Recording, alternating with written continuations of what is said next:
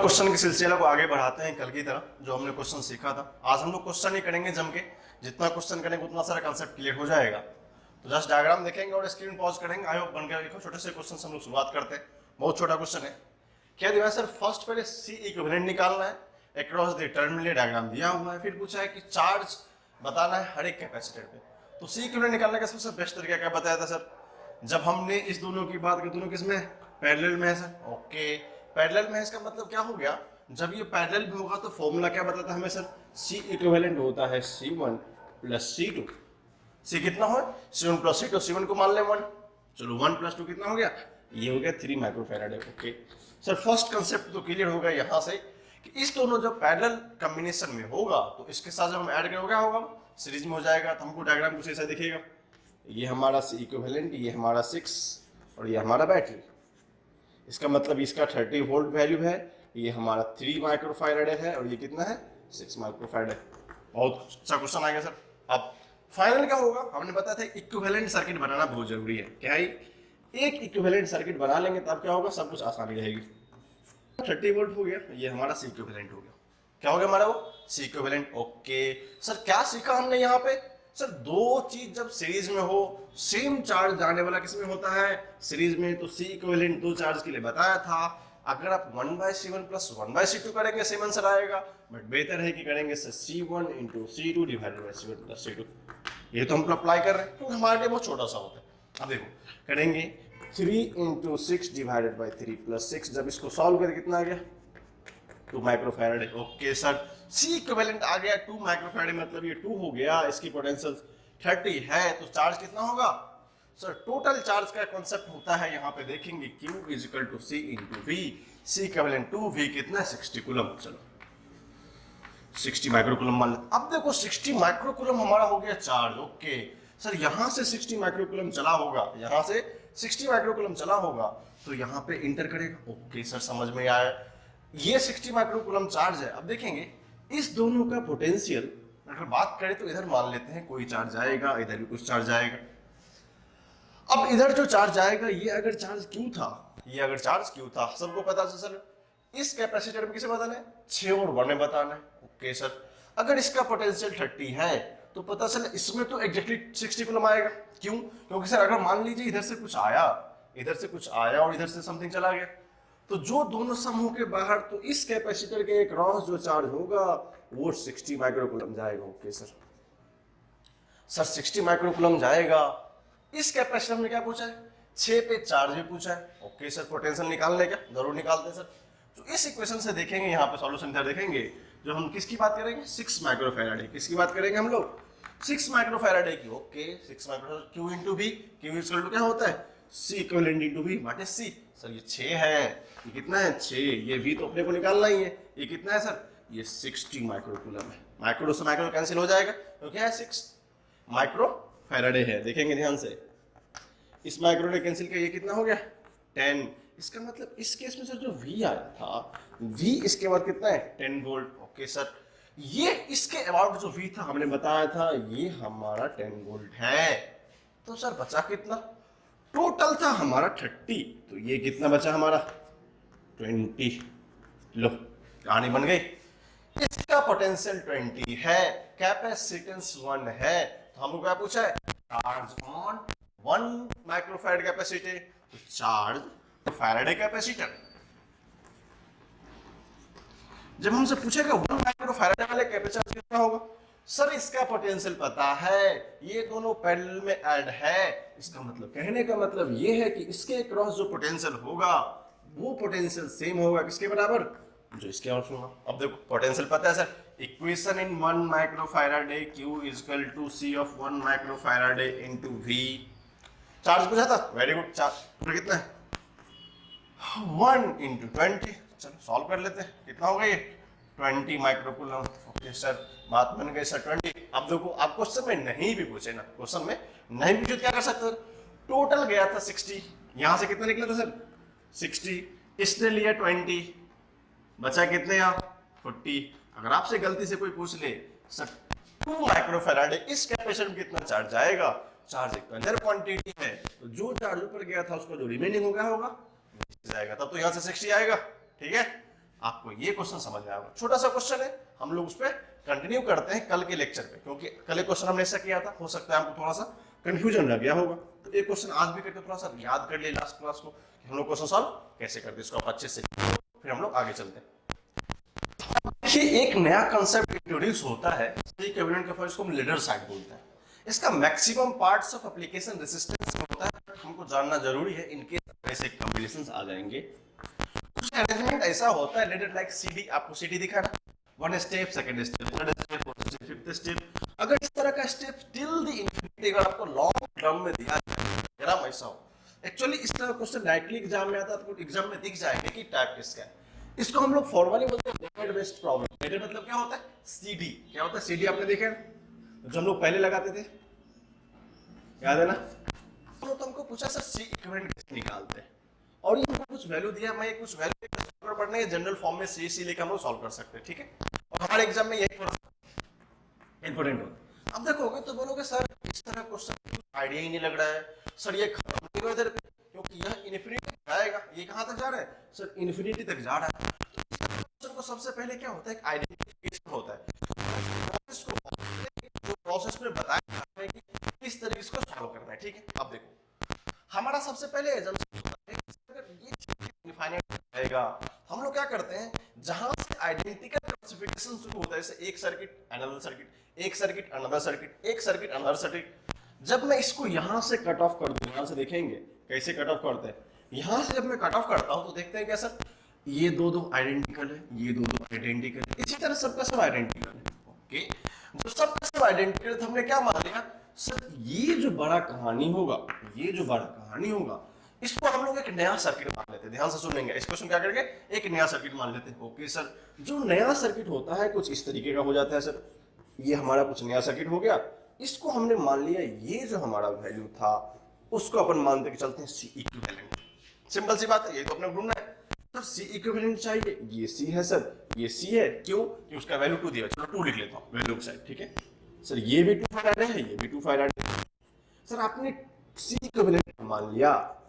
अब क्वेश्चन हो, आपने सी इक्विवेलेंट क्यों मान लिया। अब मान लो हमें पता है कि एक सर्किट n टाइम्स रिपीट कर रहे हैं, एक सर्किट n टाइम्स रिपीट कर रहे हैं, जस्ट 1 1 1 1 1, तो क्या लिख सकते हैं n टाइम्स ऑफ 1, 2 2 2, मतलब क्या होता है n टाइम्स ऑफ 2। अगर सर्किट रिपीट करेगी n टाइम्स, तो हमको इस तरह प्रॉब्लम को सॉल्व करने के लिए सबसे बेस्ट अरेंजमेंट होता है जहां से हम इस सर्किट को कट कर सकते हैं, इट इज द कटेड सर्किट। यहां से हमने क्या किया, इसको कट किया, और जो रेस्ट यहां से लेके इनफाइनाइट तक था, मान लिया कि सी इक्विवेलेंट होगा, ओके सर। सर अब तो समझ में आया कि सी इक्विवेलेंट होगा। जब इस अरेंजमेंट को देखा सर, सी इक्विवेलेंट और 2 किस में है, सीरीज में है, ओके। जो सी इक्विवेलेंट और 2 सीरीज में है तो उसको सम अप करना पड़ेगा।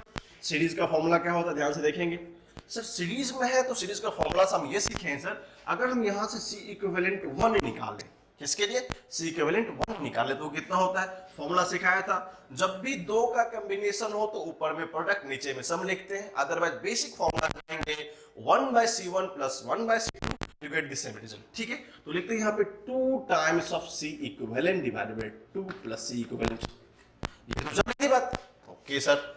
ये ऐड हो गया, जब इसको हमने ऐड किया तो मैं सर्किट आपको बना रहा हूं, हमको कुछ इस तरह का सर्किट दिखने लगेगा, हमको एक ऐसा सर्किट दिखने लगेगा,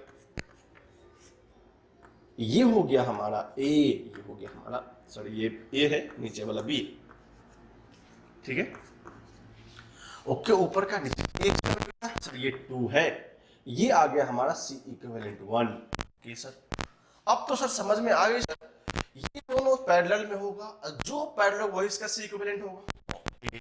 अब ध्यान देंगे वहां से जो पैरेलल होगा उस सी इक्विवेलेंट को मान लेते हैं C2, ध्यान से देखेंगे तो ये दोनों किसमें है सर, पैरेलल में, तो 2 + सी इक्विवेलेंट 1 होगा सर, 2 + सी इक्विवेलेंट 1 होगा, ओके सर। एक एनालॉजी और यहां पे ध्यान रखना है, जब भी हम क्वांटिटी को ऐड करते हैं, अगर इंफिनिटी में छोटा सा ऐड भी कर दो क्या फर्क पड़ने वाला है, पड़ने वाला है, नहीं पड़ने वाला है।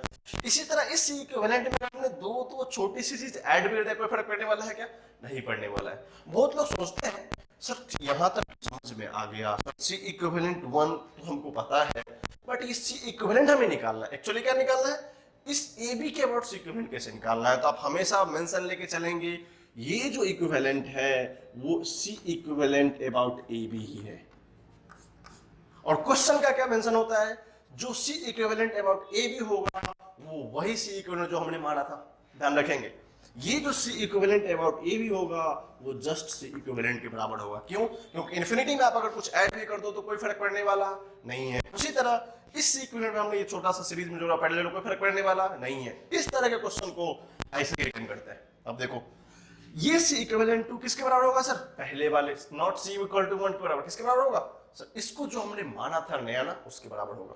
ऑलवेज किसी भी तरह क्वेश्चन हो ये होता है, क्योंकि अगर हम लोग इसमें ऐड भी कर दें, मान लो हमको 20,000 वन ऐड करें, कितना होगा? 20,000 वन कंपेयर। इक्विवेलेंट ऐसा इनफाइनाइट सर्किट है, इनफाइनाइट सर्किट है, उसमें दो चार ऐड भी कर दो, क्या फर्क पड़ने वाला? कोई फर्क नहीं पड़ता। इतना इनफ मार्जिन हम लोग रिकॉग्नाइज करके आगे चलते तो क्या हो जाता है, जो सी इक्विवेलेंट एग्जैक्ट दो सर्किट होता है अबाउट ए एंड बी, वो किसके बराबर हो जाता है? द इनफाइनाइट सर्किट के बराबर, जो हमने यहाँ लिया। अब चलो, हमारे लिए बहुत आसान है। 2 प्लस सर सी इक्विवेलेंट कितना है? 2c equivalent by 2 plus c1। Very good. 2c equivalent divided by 2 plus c। Okay sir, अब अननोन कितने रह गए यहाँ पे? सर इक्विवेलेंट तो अननोन ही है। अब क्या करूँ यहाँ से? हमारे पास सिंपल फॉर्मूला है। क्या करेंगे? इसको आप x मान लीजिए, बाकी क्वाड्रेटिक है, लिख लेंगे x is equal to 2x divided by 2 plus x। इधर ऐड कर लो, इधर 2 होगा प्लस 2 यहाँ पे होगा, 2 प्लस x दिस। इसको सॉल्व करूं, x is equal to 2x plus 4 plus 2x divided by 2 plus x। इसको देख लेकर 2x plus x square is equal to 4x plus 4। अब तो क्वाड्रेटिक होगा, शुद्ध सा ये प्योर क्वाड्रेटिक। आप सॉल्व कर लेंगे, मैं लिख देता हूं x square minus 2x minus 4 is equal to 0।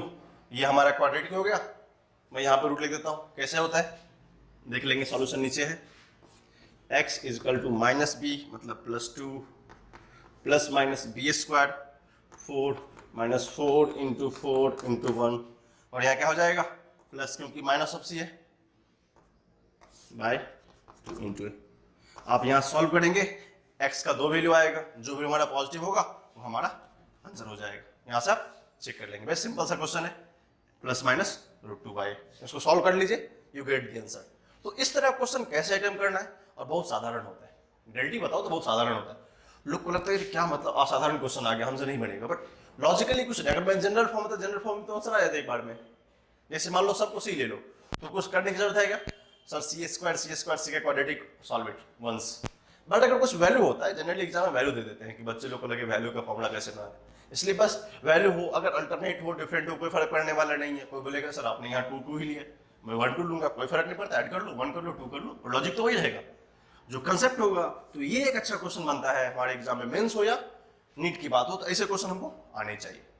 Circuit में भी ऐसे क्वेश्चन बहुत सारे होते हैं, जो हम लोग करंट के सर्किट में रेजिस्टेंस क्या पढ़ते हैं, बट वहां भी कंसेप्ट सेम ही होता है ऑलमोस्ट, बट वहां थोड़ा वाइडर स्टेप में जाते हैं, क्योंकि करंट का एक अपना सा स्वैग होता है, वहां पर अलग से देखेंगे।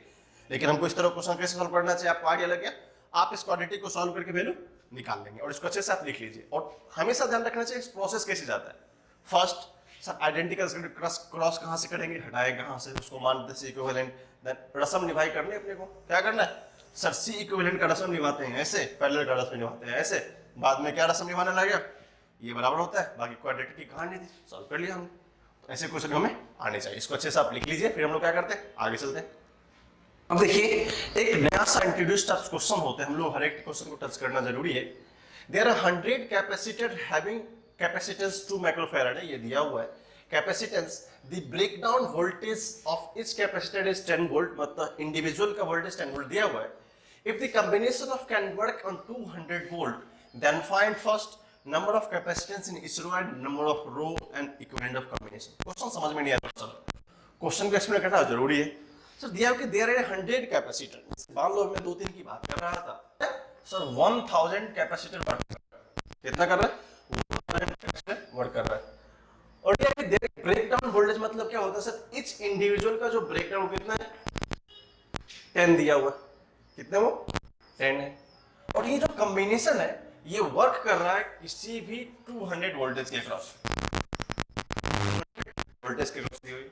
ओके सर, अगर समझ में आया सर क्या करते हैं, ये रो में अरेंज्ड है, क्वेश्चन में नंबर ऑफ कैपेसिटेंस ओके 1 2, जैसे मान लो 1000 है तो फर्स्ट सेकंड रो हो सकता है, थर्ड रो हो सकता है, फोर्थ रो हो सकता है, इस तरह करते करते चलेगा।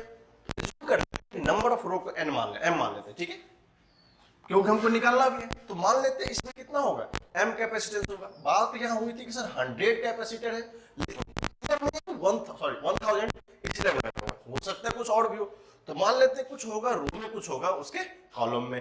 m जो है, m is the number of रोज, कि कितने रो है उसमें कितने कैपेसिटर है। m को मानते हैं अगर नंबर ऑफ रो, अगर मान लो 1 2 3 जो भी होना होगा उसके अकॉर्डिंग मान लेंगे।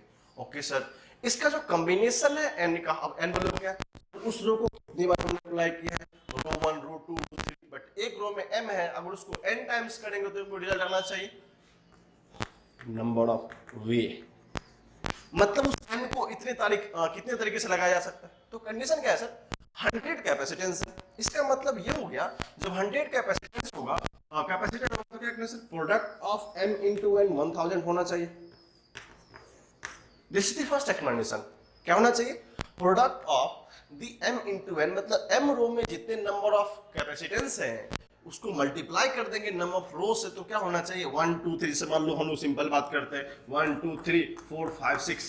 अब देखो को बोलेगा सर इसमें तो 3 है और इधर से 2 है, हम जब दोनों को मल्टीप्लाई करते हैं 3 into 2 तो आंसर कितना आता है 6। इसका मतलब इसमें 6 एलिमेंट होने चाहिए, सिंपल सा लॉजिक है। अगर 1 2 3 इधर है, 1 2 3 इधर है, तो बोलते इधर से 2 रो दो कॉलम, इधर से आ गया 3, तो 2 और 3 को मल्टीप्लाई करने पर क्या मिलता है result, that is the total number of digit और नंबर्स, यही तो दिया है यहाँ पे 1000 है, इसका मतलब m into n कितना होगा 1000 हो। अब देखो कि ये जो कैपेसिटर है, ये जो कैपेसिटर n है उसका हर एक का वोल्टेज कितना है 10, वो किस पे वर्क कर रहा है 200 पे, तो एक कॉम्बिनेशन 10 मिल गया होगा किसको m को, वो कितना पे इक्विवेलेंट वर्क करेगा सर 200 पे, ये रिलेशन मिल गया अपने को।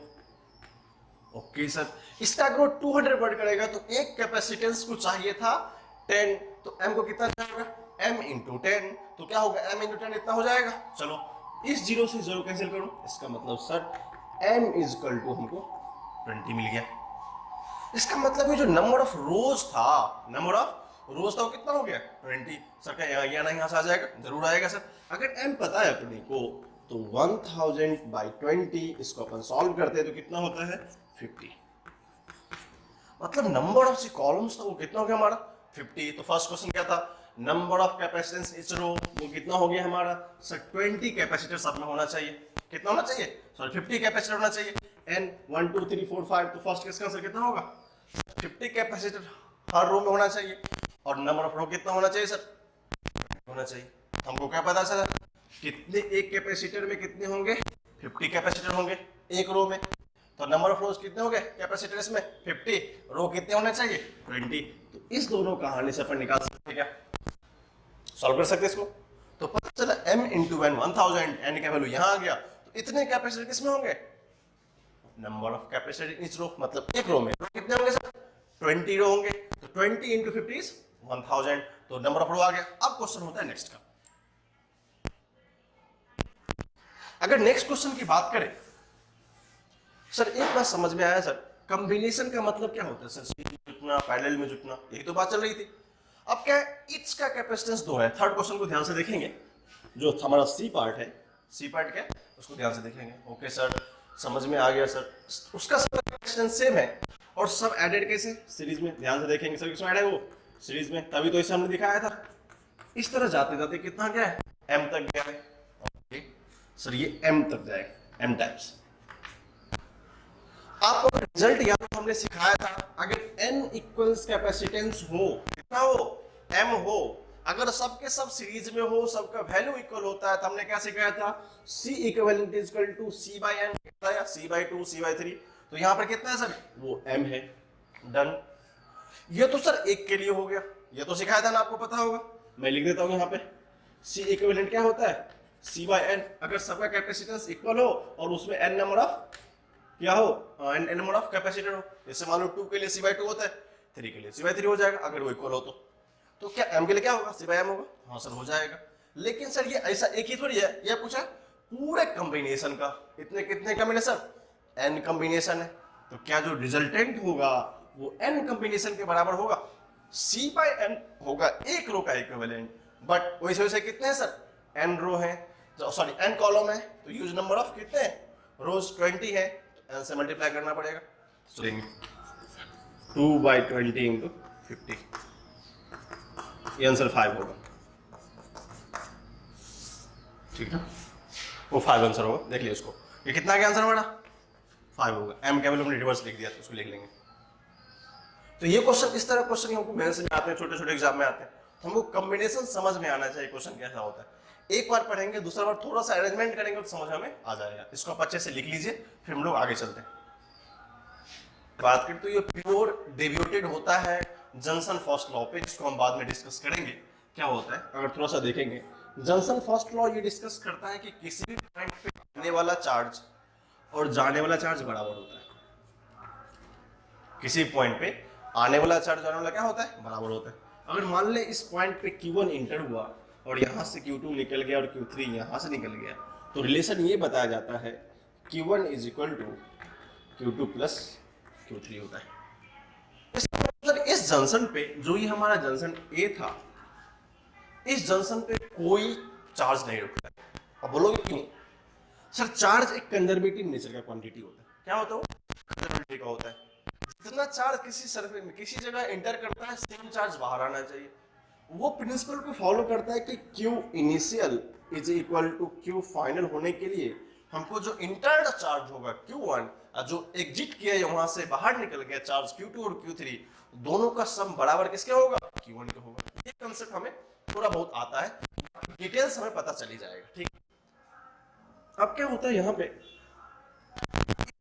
Q पे, जिसको हम लोग जॉनसन रूल के नाम जानते हैं, इसको हम लोग जॉनसन रूल के नाम जानते हैं, इसको डिटेल एनालिसिस करेंगे इंडिविजुअल को, बट इसको किस नाम जानते हैं हम लोग, जॉनसन रूल के नाम जानते हैं। ओके सर, एक बात समझ में आई कि सर इस पॉइंट पे हम लिखना चाहें, इस पॉइंट पे लिखना चाहें तो बोल सकते हैं कि जो नेट चार्ज होगा एट पॉइंट ए 0, क्यों, तो नेट पॉइंट नेट सर अगर ए पॉइंट पे कोई चार्ज रहेगा, इसका मतलब Q1 इक्वल टू Q3 नहीं होता, प्लस Q2 प्लस Q3 नहीं होता।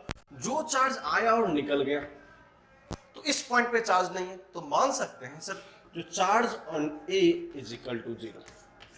इसी का एक एक्सटेंशन कंसेप्ट होता है करंट इन इस लूप, बाकी उसको फ्यूचर में देखेंगे करंट का क्या होता है।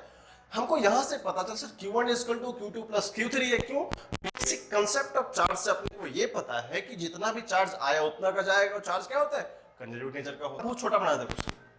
अब देखिए हम आते हैं हम लोग क्वेश्चन पे, ध्यान देंगे क्वेश्चन पे। सर पोटेंशियल कहां का फाइंड करना है, ए का। ओके, जब हम बात करते हैं तो सर इस पॉइंट का जो पोटेंशियल है वो -5 दिया हुआ है, ये फैराडे 2 है। अब सबको पता है सर ये पॉजिटिव जंक्शन है, ये नेगेटिव है, ये पॉजिटिव है, कौन सा नेगेटिव जंक्शन होगा। ओके सर, अब ये क्या है सर, ये positive junction, negative junction, positive junction, negative junction. Okay sir, ये भी नेगेटिव है और ये पॉजिटिव है। और सर कहने का मतलब यह है कि जितना चार्ज यहां से यहां पे एंटर किया होगा, सारा का सारा चार्ज यहां से बाहर निकल जाएगा। या उसका एक रिवर्स कंसेप्ट देखा जाए, ये हायर पोटेंशियल है, ये लोअर पोटेंशियल है, तो जो चार्ज इस सर्किट से एंटर किया होगा सब के सब इस पॉइंट पे होके क्रॉस कर जाएंगे। तो इस पॉइंट पे क्या मतलब हमको मानना पड़ेगा कि by the concept of nodal analysis, by the concept of nodal analysis कि उस पॉइंट पे जितना भी चार्ज आएगा, अब सर चार्ज तो दिया नहीं है, चार्ज तो पता नहीं अपने को। ओके सर, कोई बात नहीं, चार्ज तो नहीं पता है, लेकिन Q equal to C into V होता है, ये तो पता है। क्या हर एक का कैपेसिटेंस दिया है, हर एक का पोटेंशियल भी दिया है, निकल जाएगा।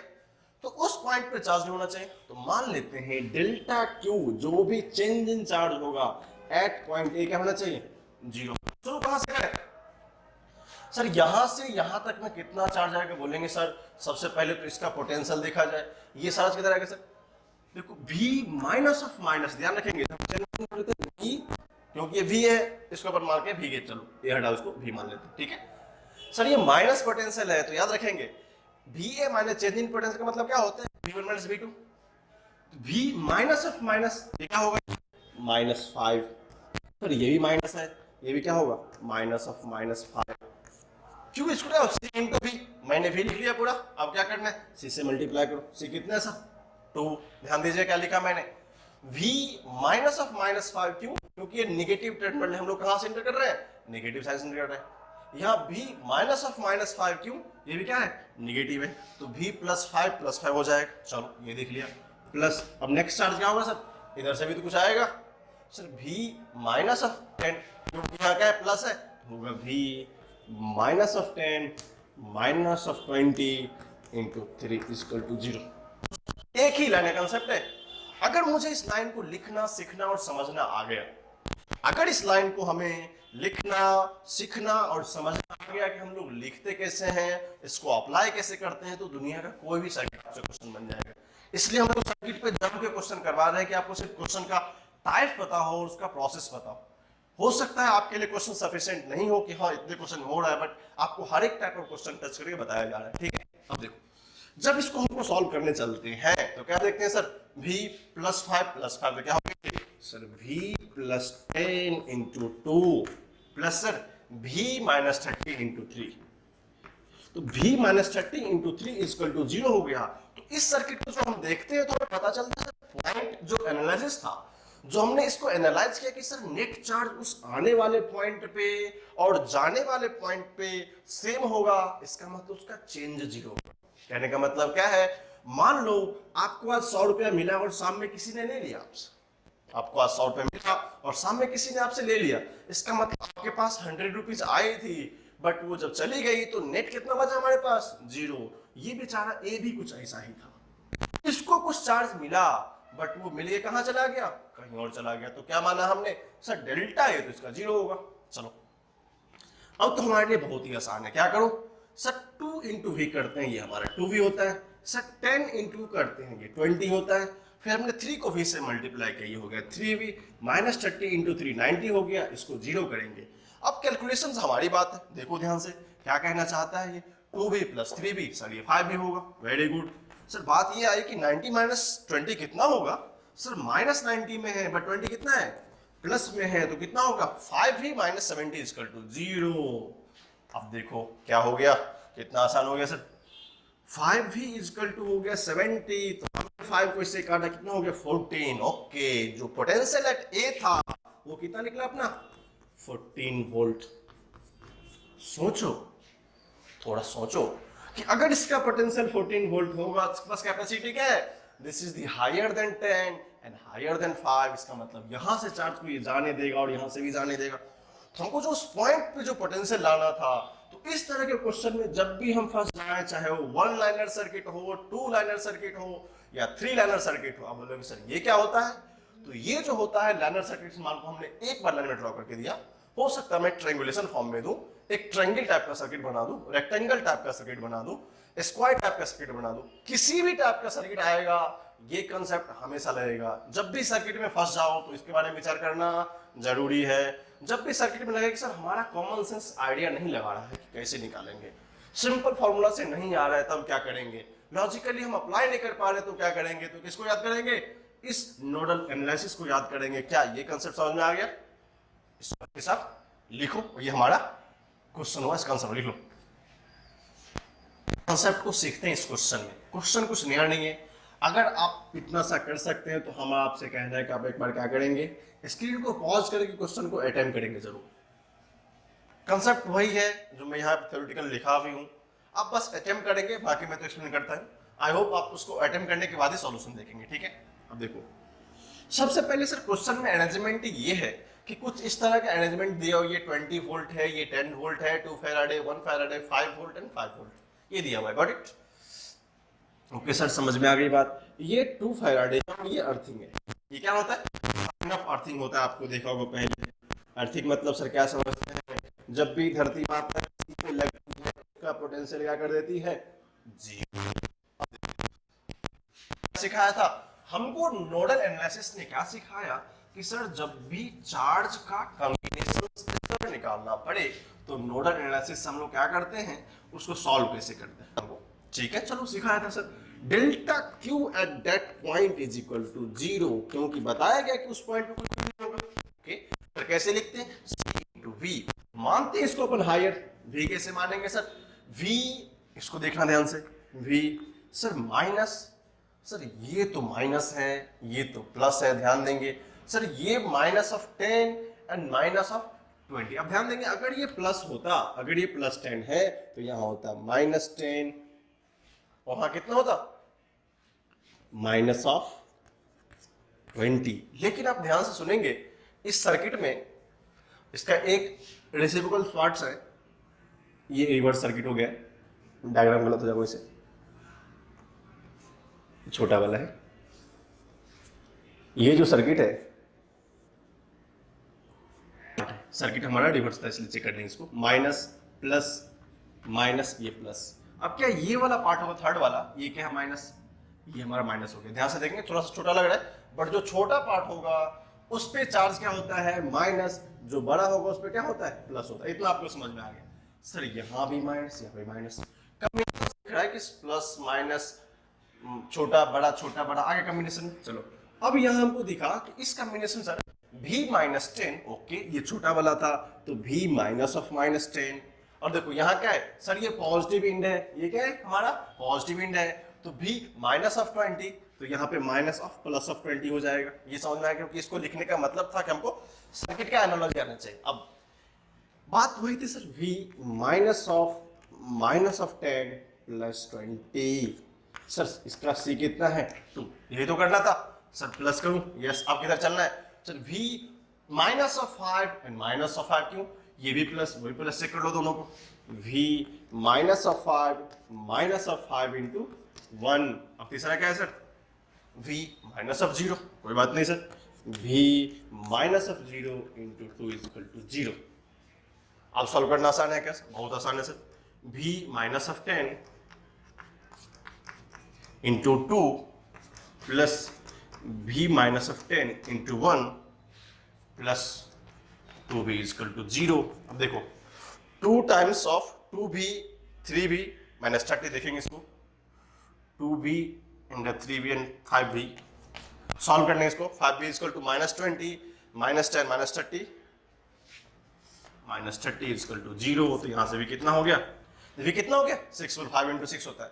तो इस तरह का क्वेश्चन में क्या होता है एनालिसिस का कंसेप्ट आना चाहिए अपने को, किस तरह एनालिसिस करते हैं, पॉइंट का रिजम्पशन कैसा होता है, और बैटरी का अरेंजमेंट डायग्राम के अकॉर्डिंग हमें चेक करना पड़ता है। जो भी बड़ा लाइन है वो पॉजिटिव होता है, उससे छोटा वाला क्या होता है नेगेटिव होता है। अगर इधर से इंटर करेंगे तो माइनस को प्लस कंसीडर करेंगे, और माइनस को इधर से करेंगे तो प्लस को माइनस कंसीडर करेंगे। क्यों, क्योंकि v of minus something v of plus होता है। ये पॉइंट हमें ध्यान में रहना चाहिए, ठीक है। इस क्वेश्चन को अच्छे से लिखिए।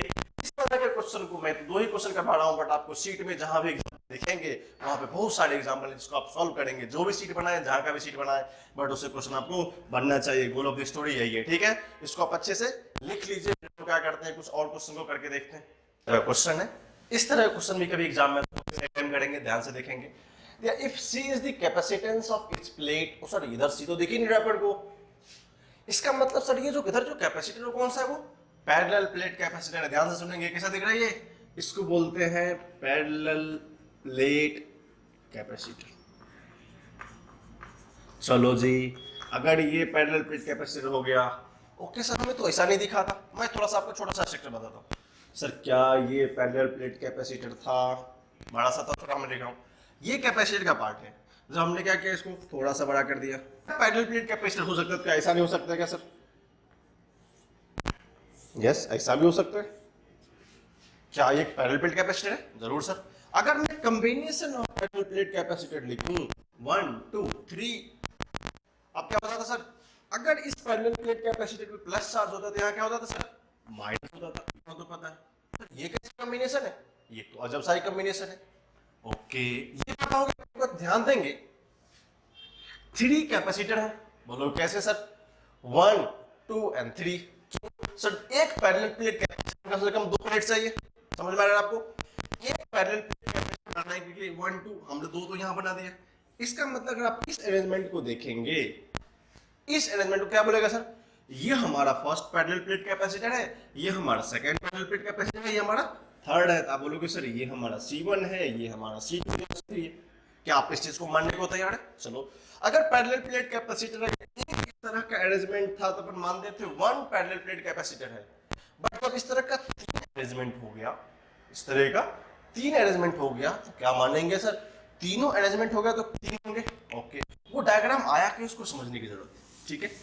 जिस तरह सिंपल से कैपेसिटर में क्या करते हैं, इस कैपेसिटर के वन एंड से किसी बैटरी को ऐड कर देते हैं, किसी बैटरी को ऐड कर देते तो क्या होता है, कैपेसिटर पे भी वोल्टेज लग जाता है। यहां क्या किया इसने, इसी डायग्राम में देखें क्या किया, इस बैटरी के पोटेंशियल को इस बैटरी के पोटेंशियल से मैच करवा दिया। ध्यान से देखेंगे, अब हम लोग वायर का कंसेप्ट पढ़ रहे थे ना, याद है आपको, लास्ट क्वेश्चन देखा था ऐसा वाला, यहां से वायर यहां डाल दिया, इसका मतलब इसका पोटेंशियल सेम होगा, यहां से यहां डाला, इसका पोटेंशियल सेम होगा। ये तो कहने कहानी थी। उसका जब वाइडर एप्लीकेशन होता है, क्या होता है उसका वाइडर एप्लीकेशन, तो क्या हुआ सर, इस दोनों को ऐड कर दिया गया, फिर क्या किया सर, इस दोनों प्लेट को ऐड कर दिया गया, यहां से एक नई सी बैटरी लगा दी गई। एक्चुअली आप बात करोगे तो बोलोगे सर ये इसका एक्चुअली रिप्रेजेंटेशन होना चाहिए, क्या इस तरह का पैरेलल प्लेट कैपेसिटर, हाँ सर वही है, बट लिखा ही ऐसा है, बट ये लिखा ऐसा है, तो बोल सकते हैं सर इसका जो कैपेसिटेंस होगा वो सी दिया हुआ है, इसका भी कैपेसिटेंस सी दिया हुआ है, इसका कितना है सी दिया है। बोलो कैसे सर, एरिया सबका सेम है। जो पैरेलल प्लेट कैपेसिटर का होता है C = ε0 A/d।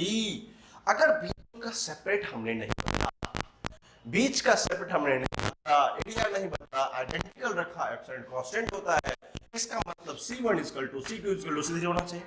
चलो डायग्राम को देखते हैं। डायग्राम ने क्या सिखाया हमें सर, का हो सकता है पूरा परफेक्ट नहीं, बट सर सेपरेशन सेम है, सेपरेशन सेम है, सेपरेशन सेम है, सबका एरिया ऑलमोस्ट बराबर दिख रहा है, इसका मतलब जो कैपेसिटेंस है सबके इक्वल है। इस डायग्राम को जो प्रैक्टिकल समझने का एग्जांपल यहां उठ के आ गया।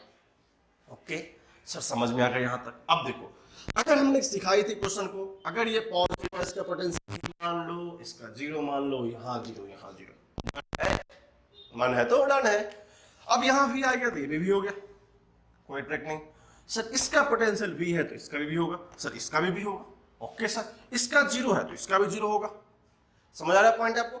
सर इसका V होगा तो ये भी पोटेंशियल V होगा, ये भी पोटेंशियल, क्योंकि दोनों क्या है सेम पोटेंशियल। ओके, जब ये पॉइंट इससे कनेक्टेड है, ये जीरो होगा तो ये भी जीरो होगा, जब ये जीरो होगा तो ये भी जीरो होगा। पता चला, सबका पोटेंशियल पता चला। अब सर क्या कंफ्यूजन है, चेक करूं।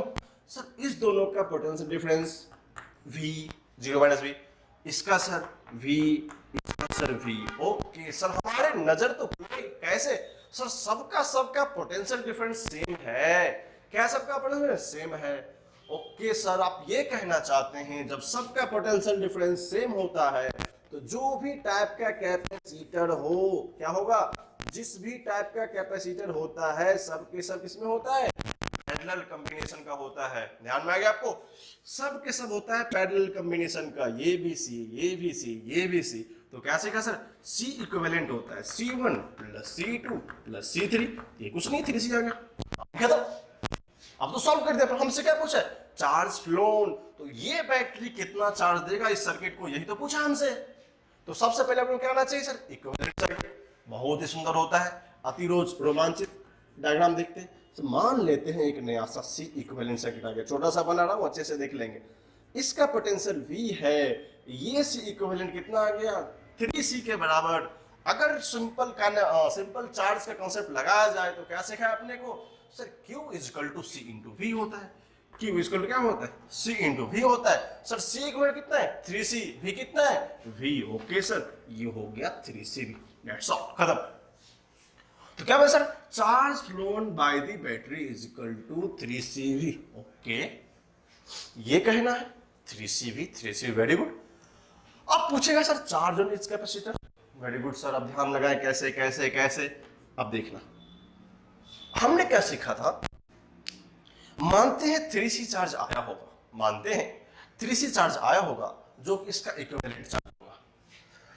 अब इक्विवेलेंट चार्ज है तो पैरेलल प्लेट कैपेसिटर तो डिस्ट्रीब्यूट होगा, ठीक है। अब क्या करो, इस डायग्राम को समझने के लिए आप इसको पैरेलली बना लो कि इस क्वेश्चन में जब भी इस तरह क्वेश्चन है तो हमें डरने की जरूरत नहीं हो। फिर मैं इसको रफ करके सेकंड पार्ट को एक्सप्लेन करता हूं, कि वहां पे हम लोग क्या क्या कर सकते हैं। ये डायग्राम आइडेंटिकल रहेगा, ये सब चीज रहेंगे, बट इसको रिप्रेजेंट कैसे करते हैं 3D स्ट्रक्चर में, वो general conception point of view में, इसको आप अलग लिख लीजिए ताकि हम क्या करें, इसको फिर से आगे रेफरेंस में समझ सके। इसको लिखिए, इधर हम इसको रफ करेंगे, उधर फिर हम लोग सॉल्व करेंगे नेक्स्ट क्वेश्चन, इसी पार्ट के नेक्स्ट पार्ट को। ओके सर, क्या बात है। हमको पता है सर पोटेंशियल जब पैरेलल में ऐड होता है, थोड़ा सा कंसेप्ट है, सुनेंगे ध्यान से, फिर क्वेश्चन हम आएंगे सेकंड वाले पार्ट पे। जब भी कोई चीज पैरेलल में ऐड होने का मतलब सर पोटेंशियल सेम होता है, भी क्या होता है, सेम होता है। लेकिन जो क्यू होता है, क्यू क्या होता है, डिस्ट्रीब्यूट होता है, मतलब वो चेंज करता रहता है। चेंज का मतलब वो हो सकता है 1 2 3 किसी में डिस्ट्रीब्यूट हो जाएगा।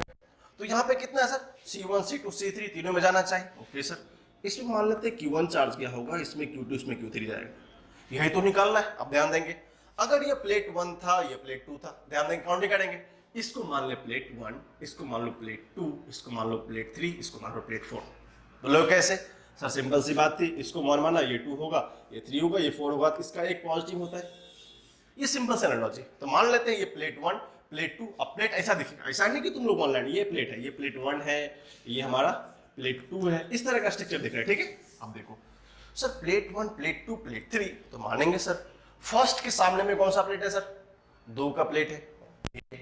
जब सामने सामने प्लेट होता है, अगर एक पॉजिटिव होगा दूसरा क्या होगा, उस पर नेगेटिव चार्ज होगा। अब देखो कैसे नेगेटिव, सर ये जुड़ा भी तो नेगेटिव सही है, क्योंकि अगर ये भी वाले से तो नेगेटिव जुड़ा होगा। अब उससे पहले क्या करते हैं, चार्ज डिस्ट्रीब्यूशन को सोचते हैं। Okay sir, sir Q1 plus Q2 plus Q3 is equal to C into V वाला इतना पता है, क्योंकि जो नेट चार्ज था Q1 plus Q2 plus Q3 क्या हुआ, Q के बराबर होगा। वो वैल्यू हमने सॉल्व किया कि सर इसका 3 टाइम्स ऑफ CV जाएगा चार्ज। अब सोचो सर Q1 की बात करें, सर Q1 में V भी सेम है, C भी सेम है, ध्यान देंगे V भी सेम है, C भी सेम है, V भी सेम है, C भी सेम है। इसका मतलब ये कहना है सर सबका कैपेसिटेंस इक्वल है। तो रिलेशन क्या कहता है, Q directly proportional to V, तो जिस रेट से V होगा उसी रेट से Q होगा। इसका मतलब इसका 1/3 इधर जाएगा, 1/3 इधर जाएगा और 1/3 इधर जाएगा। क्यों, अगर यहां से Q आया होगा और Q को मान लेते हैं, अगर वो CV ऑफ 3 टाइम होगा तो 3 पार्ट में डिवाइड होगा, फर्स्ट वाले में जाएगा CV जाएगा, सेकंड में भी CV जाएगा और थर्ड में भी CV जाएगा। यही तो कहानी है सर, क्योंकि पोटेंशियल और कैपेसिटेंस बोथ आर सेम, तो दोनों क्या सर इक्वली डिस्ट्रीब्यूट कर लेगा, क्योंकि ये भी CV है सर, ये भी CV है। अगर इसका पोटेंशियल कॉमन होता है किसमें, पैरेलल में, तो ये होगा CV, ये CV, ये CV, तब वो तो नेट 3 CV होगा। ये कॉम्बिनेशन समझ में आ गया। तो Q directly proportional to A में समझ में आया सर कि फर्स्ट कैपेसिटेंस वाले पार्ट पे आइडिया लगा कि इसका जो चार्ज होगा वो कितना जाएगा, CV CV CV। समझ में आया सर। अब क्या पूछा है सर, क्वेश्चन की बात आई चार्ज ऑन इस प्लेट। ओके सर, इस प्लेट का मतलब फर्स्ट क्या है सर, पॉजिटिव प्लेट, तो ऐड कौन सा है, ये हमारा फर्स्ट प्लेट ऐड है। इस पे जो चार्ज होगा वो होगा C इंटू B, क्योंकि किससे ऐड है, प्लस वाले पार्ट से ऐड है। ओके सर, अब आपने बताया सर जब A इससे ऐड है, A जब इससे ऐड है तो थर्ड पे भी सेम चार्ज होना चाहिए। क्यों, 1 2 3 प्लेट सेम चार्ज सर, क्योंकि दोनों क्या है, पॉजिटिव है। समझ में आया। ओके सर, एक कंसेप्ट समझ में आया सर। और क्या कर सकते हैं, ध्यान रखेंगे प्लेट के इनर साइड में ऑलवेज इक्वल एंड अपोजिट होता है। मैं फिर से ड्रॉ करके बताऊंगा आपको, जब भी हम लोग कैपेसिटर लेते हैं, जैसा भी डायग्राम हो, अगर यहाँ पे पॉजिटिव होता है तो यहाँ मस्ट भी नेगेटिव होना चाहिए, because net would be 0, that's why the conductor. Okay sir, यहाँ पे इस प्लेट पे CV है, इसका मतलब यहाँ पे माइनस ऑफ CV होना चाहिए। यहाँ पे क्या होना चाहिए, माइनस ऑफ CV होना चाहिए। सर इस प्लेट थर्ड पे भी CV है, इसलिए यहाँ पे भी माइनस CV होना चाहिए ड्यू टू देयर कंपल्सन, क्योंकि साइड में तो वो आता है। समझ में, सर थर्ड में भी माइनस CV होना चाहिए। ओके, अब देखेंगे हमको कि माइनस CV होगा। ओके सर, ये हमको पता सर 2 वाले पे पहले का CV का चार्ज यहाँ आया था माइनस CV। अगर इसने इसको भी CV दिया थर्ड प्लेट को, वो प्लेट क्या करेगा, एक माइनस ऑफ कंट्रैक्शन फोर्स देगा। अब यहाँ देखेंगे सर थर्ड प्लेट की बात करें, अगर थर्ड प्लेट की बात करेंगे तो थर्ड प्लेट क्या है सर, इसके पास तो CV हुआ, किसके कारण, इसके कारण। लेकिन जो ये निगेटिव इंड से ऐड है, फोर्थ प्लेट 1 2 3 1 2 3 4, अब इसके पास भी कितना होना चाहिए, माइनस CV। क्यों, सर ये नेगेटिव वाले साइड से जुड़ा हुआ है। जब यहाँ पे -c इंटू वी होगा तो आप ध्यान देंगे सर फिर से थर्ड और फोर्थ की बात आ रही है क्या? ये हमारा थर्ड है, ये हमारा फोर्थ है, यहाँ पर अगर माइनस कुछ क्वांटिटी है, यहाँ मस्ट भी प्लस उतना होना चाहिए। यहाँ पर पहले कितना सा लेवल था सर CV, अगर यहाँ -CV आना है तो यहाँ +CV आना मस्ट भी जरूरी होगा। तो क्या होगा sir, net charge on plate 3, तो क्या मान लेंगे प्लेट 3 पे चार्ज कितना होगा सर, यहाँ पे एक CV और आ जाएगा। चलो ओके सर समझ में आ गया। अब क्या पूछा है, आप डायग्राम हमको समझ सारा क्लियर हो गया। क्यों सर, ये फंडामेंटल कंसेप्ट है कि चार्ज ऑफ प्लेट के आसपास या सामने में जितना अगर हमने यहाँ +Q रखा है तो यहाँ -Q होना जरूरी है due to the conservation of charge, ये हमको आना चाहिए। अगर हमने देखा प्लेट 1 थ्रू 3 सिस्टम में डिफरेंट चार्ज आ रहे थे क्योंकि ये नेगेटिव एंड से जुड़ा हुआ था, अगर इसने उसको -Q दिया, CV दिया तो यहाँ -CV देगा, लेकिन इसको दूसरा कोई देने वाला है नहीं। जो चार्ज 4 वाले पे था -CV, इसका मतलब इसके अपोजिट सर्किट पे मस्ट +CV होना चाहिए, और उसके पास पहले से कितना था CV लेवल था। अगर हम इस क्वेश्चन को समराइज करना चाहें इन क्वेश्चन वाइज, ध्यान देखेंगे इच कैपेसिटर में, तो मान लेंगे प्लेट इच कैच मतलब फर्स्ट पे कितना हो गया सर, इसका चार्ज हो गया CV। क्या फर्स्ट प्लेट पे कितना चार्ज हमारा CV।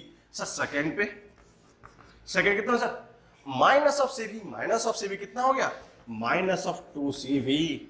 सर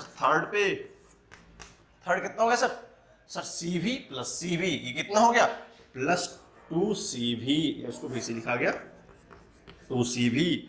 और जो फोर्थ प्लेट था, फोर्थ प्लेट कितना होगा, यहाँ सर एक ही बचा है, कौन सा वो हमारा चारों प्लेट। अब सोचोगे सर इतना बड़ा क्वेश्चन आने वाला है क्या? जब आप मेंस एग्जाम में इंटर करेंगे, मेंस से आगे जाएंगे तो इस तरह क्वेश्चन आते रहते हैं। हमको समझाने में इतना बड़ा इसलिए क्योंकि आप पहली बार कर रहे हैं। इस क्वेश्चन में कुछ ऑथेंटिकेटेड नॉलेज नहीं होता है, क्योंकि हर एक टाइप्स ऑफ क्वेश्चन में जितने भी टाइप्स ऑफ क्वेश्चन हम इंटरनेट करते हैं, समझने की कोशिश करते हैं, सारा क्वेश्चन हमको वहां से कुछ ना कुछ benefits of knowledge, benefits of idea हमें देता रहता है। तो फंडामेंटल हमको क्लियर होना चाहिए, क्वेश्चन को सॉल्व कैसे करते हैं पता होना चाहिए। हर एक टाइप ऑफ क्वेश्चन को 1-2 टाइप हमें आना ही चाहिए। बाकी आपको इस तरह के क्वेश्चन को एक मैन्यूवरिंग कंसेप्ट होता है, मेरे मतलब क्या होता है, इंडिविजुअल सिस्टम पे उसको हम लोग फ्यूचर कोर्स ऑफ एक्शन में ड्रॉ करेंगे, सीखेंगे इस क्वेश्चन को और कैसे अच्छे तरीके से बना सकते हैं। लेकिन जो फंडामेंटल्स क्वेश्चन होते हैं, फंडामेंटल्स का मतलब ये होता है कि वो सारे क्वेश्चन जो एग्जाम के पॉइंट ऑफ व्यू से ऑलमोस्ट इंपॉर्टेंट होते हैं, मतलब हर एक साल ऐसा क्वेश्चन पूछता रहता है। अगर सर्किट का ढंग का क्वेश्चन बनेगा तो आपको इस तरह क्वेश्चन आना जरूरी है, ठीक है। तो आज हम लोग क्वेश्चन के इस सिलसिला को यहीं पे रोकते हैं, इसको फिर से आगे बढ़ाएंगे आने वाले लेक्चर में। तब तक के लिए आप लोगों का बहुत बहुत शुक्रिया। इसको अच्छे से लिख लीजिए।